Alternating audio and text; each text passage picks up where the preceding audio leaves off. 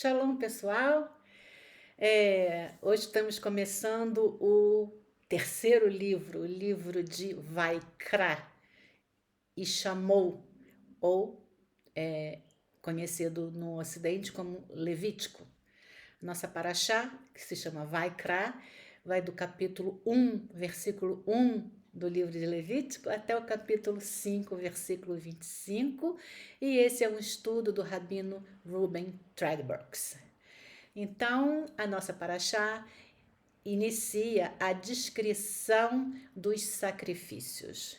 Ela esboça os procedimentos para olá, que é uma oferta totalmente queimada, shlamim, uma oferta consumida pelos kohanim, os sacerdotes, e pelo proprietário do animal, as ofertas de farinha, mincha, hatat, uma oferta pelo pecado, e asham, uma oferta pela culpa. No entanto, com essas leis, o fluxo da narrativa foi interrompido. Nas parashiot do Mishkan, o tabernáculo, Moisés recebeu mandamentos relativos a 3 coisas: a construção, as vestimentas dos Kohanim, os sacerdotes, e a cerimônia de consagração deles. E então, em Vaikra, em Vayachel e Pekudei, que foram as parashiot da semana passada, essas instruções foram realizadas. As partes para a construção foram feitas, as vestimentas dos Kohanim foram confeccionadas e, finalmente, a estrutura do Mishkan foi montada com sucesso. Mas os Kohanim não foram consagrados. Isso ficou pendente. Eles só serão consagrados na segunda metade da paraxá da próxima semana. Eles precisam ser consagrados para dar início à atividade do Mishkan. Assim, embora o Mishkan tenha sido construído, ele permanecerá vazio de atividades até que os Kohanim sejam autorizados a começar o trabalho. No entanto, a consagração dos Kohanim envolve muitas ofertas. Ela não pode ser feita até que saibamos como realizar essas ofertas. Desse modo, esta paraxá e o início da próxima descrevem como fazer as ofertas precisas para a cerimônia da consagração. Deste modo, embora o Mishkan tenha sido concluído, sua ação só começará após o procedimento das ofertas de consagração ser explicado e realizado. Primeiro Eliá. E ele chamou Moisés, e o Eterno falou com ele. Quando uma pessoa traz uma olá, que é elevação, ela pode ser trazida do gado ou de ovelhas. Se for de gado, o procedimento é: o dono coloca as mãos sobre o animal, este é abatido diante do Eterno, o sangue é aspergido sobre o altar, as gorduras são queimadas e toda a oferta é incinerada. Se for ovelha ou cabra, o procedimento é o mesmo. Abate no mesmo local, aspersão de sangue, oferta de gorduras e queima total. As primeiras palavras da paraxá intrigam os comentaristas. Nenhum professor de redação permitiria que um aluno começasse um livro com, abre aspas, e ele chamou Moisés, fecha aspas. Quem é ele? Nada aconteceu no livro ainda que possamos referir o ele. Por que começar e ele chamou Moisés?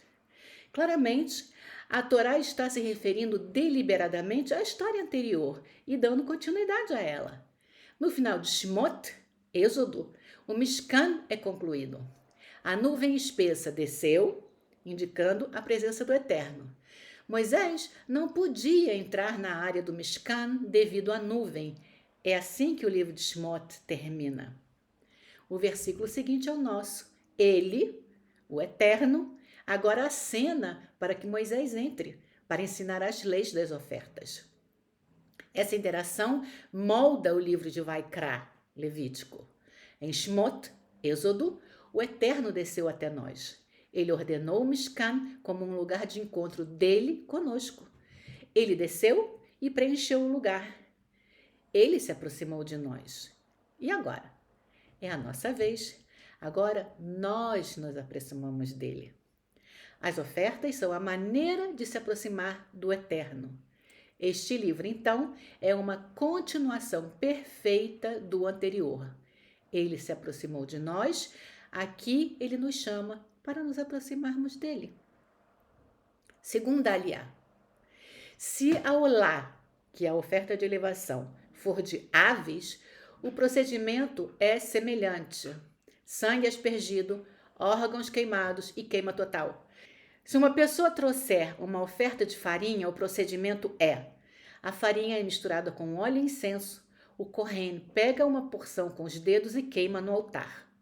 O restante é comido pelos Kohanim. A oferta de farinha também pode ser assada ou frita como uma matzá fina com óleo. Matzá é pão sem fermento. A oferta olá tem gradação: gado, ovelha, cabra, aves, farinha. Embora o coração possa impulsionar alguém a se aproximar de Deus, o bolso pode hesitar. Rashi, que foi um grande comentarista da Torá da Idade Média, aponta que ao descrever aquele que traz uma oferta de farinha, a menos dispendiosa, a Torá usa a palavra nefesh, como se dissesse que a própria alma traz essa oferta barata. Para alguns, a oferta de farinha é um sacrifício tão grande quanto um touro é para outro. Mas o inverso também é verdadeiro. Se você pode arcar com um touro, não tente se esquivar atrás de uma oferta barata. Doe o que a sua nefesh pode doar. Não seja um minimalista quando você pode ser um maximalista. Terceira aliá. Ou pode-se trazer uma oferta de farinha frita e macia. Em cada uma delas, o Kohen traz uma oferta minhá ao altar. Minhá é a oferta da tarde, oferecendo uma pitada que ele pega com os dedos. O restante é comido pelos Kohanim, tratado como santíssimo. Nenhuma oferta desse tipo pode ser hametz, levedada, ou conter mel. Apenas a oferta dos primeiros frutos contém hametz e mel. A oferta do Omer, que são os primeiros frutos, é de cevada nova de grãos moídos e tostados com óleo e incenso. Encontrar o significado nos sacrifícios é um trabalho árduo, mas o esforço é frequentemente direcionado a encontrar sentido nos detalhes. De igual importância é recuar e olhar de forma mais global para toda a instituição dos sacrifícios para avaliar seu significado. Então, as ofertas são veículos de aproximação de Deus. Embora seja uma afirmação simples, essa noção de que nos aproximamos dele é central. A experiência humana é variada. Temos momentos de alegria e exultação e momentos em que nos decepcionamos a nós mesmos através dos nossos pecados. Temos nascimento e morte, doença, experiências pessoais e nacionais. Todas essas variadas experiências impactam nossa caminhada pela vida com o nosso Criador. Momentos de alegria nos levam a querer compartilhar e expressar isso com o Eterno. O confronto com a nossa mortalidade através do contato com a morte ou doenças diminui essa conexão. As ofertas, então, nos reorientam. Os sacrifícios, deixando de lado os detalhes, são a expressão do desejo que temos na vida de alcançar o que está além, conectando-nos ao nosso Criador, vendo nossa vida como algo que oscila entre estar mais perto ou mais distante dele. Usamos as ofertas como uma forma de expressar nosso desejo de estar mais perto, motivados pela variedade das experiências das nossas vidas. Nessa nossa paraxá, estamos descrevendo o como das ofertas. Ao nos depararmos com a questão de quando apresentar as ofertas e em que circunstâncias, tentaremos descrever a dinâmica da oscilação entre a distância e a aproximação que as ofertas abordam. Quarta aliá. A oferta shlamim, oferta de paz, pode ser trazida de gado. O dono coloca as mãos sobre a cabeça do animal, os Kohanim pegam o sangue após o abate e o aspergem no altar e as gorduras são queimadas. Se for trazida de ovelhas ou cabras, o mesmo procedimento é seguido. É uma lei eterna que nenhum sangue ou gordura pode ser consumido. A shlamim é comida pelo proprietário junto com o kohen. Não é totalmente queimada como a olá. Como tal, expressa uma parceria entre o homem e o eterno. Tem um clima de celebração. Talvez a alegria que, em certo nível, embora submissos ao eterno, também somos parceiros dele. A submissão, aliada à parceria, é uma expressão da complexibilidade na experiência homem-Deus. Quinta aliá. Quando uma nefesh, alma, peca, se o Kohen pecar em sua capacidade de Kohen durante o seu ofício, ele traz uma oferta pelo pecado dele de um touro. O Kohen coloca as mãos na cabeça do animal, asperge o sangue em direção à cortina do Santo dos Santos e no altar de incenso. As gorduras são queimadas. O touro é queimado fora da área sagrada, onde outras cinzas são depositadas. Se o povo inteiro errar, cometendo um pecado, um touro é trazido como oferta pelo pecado. Os anciãos apoiam as mãos na cabeça do animal e os Kohanim seguem o rito do sangue em frente do Santo dos Santos e do altar de incenso. As gorduras são queimadas e o touro é incinerado fora da área santa porque é uma oferta de pecado.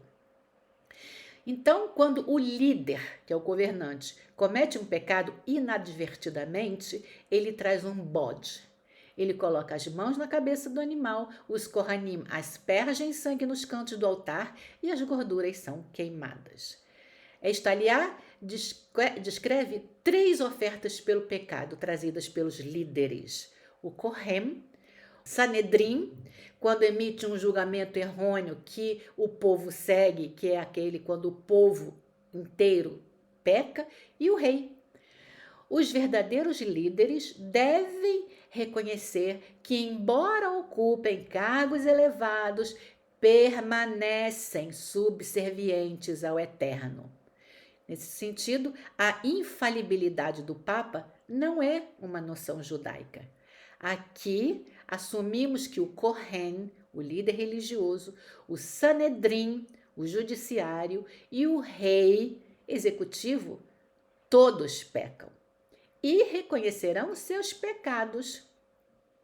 No entanto, uma noção central no judaísmo é essa parceria entre o homem e Deus, seu Criador. No judaísmo, o homem que peca não está destituído da glória de Deus, porque ele é a imagem de Deus. Precisa se reconciliar através da tshuvá, que é o arrependimento e determinação de não cometer o mesmo pecado. No tempo da nossa Torá, essa reconciliação era feita através da oferta de sacrifícios, que, como estamos vendo, não era só de cordeiro. Sexta aliá. Se uma pessoa comum pecar inadvertidamente, ela traz uma cabra ou uma ovelha como oferta pelo pecado. Ela coloca as mãos na cabeça do animal, o sangue é aspergido nos cantos do altar e as gorduras são queimadas.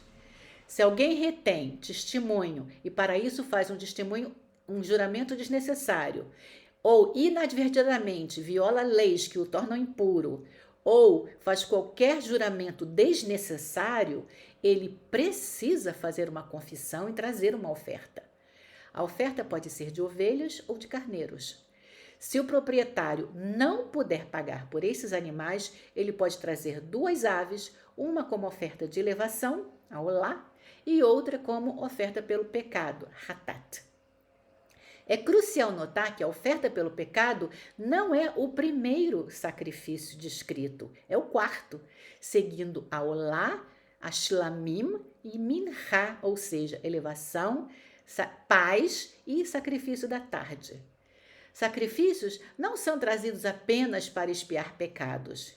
Alguns pecados não justificam um sacrifício, e para outros pecados, um sacrifício não basta para expiação. As ofertas, na verdade, abrangem todo o espectro da experiência humana e expressam com mais precisão o desejo de se conectar com Deus em todos os tipos de experiências, não apenas quando há necessidade de expiação. Sétima aliá, e se ele não puder arcar com as aves, pode trazer uma oferta de farinha, mas sem óleo e incenso, por ser uma oferta pelo pecado.